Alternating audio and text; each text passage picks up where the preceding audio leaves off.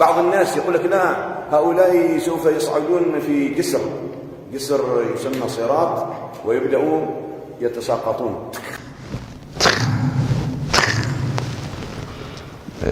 هناك من يمر كسرعة البرق، ومنهم من يحبي، ومنهم من يسقط. أين يسقط؟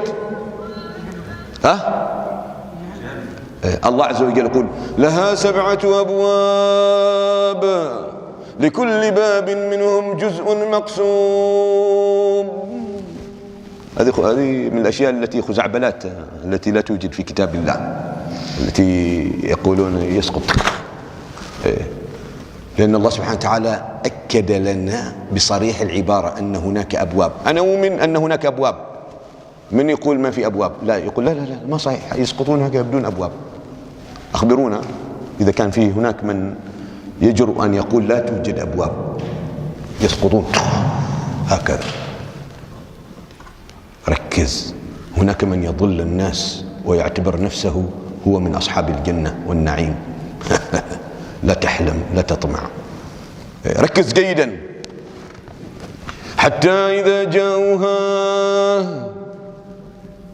فتحت أبوابها وقال لهم خزنتها.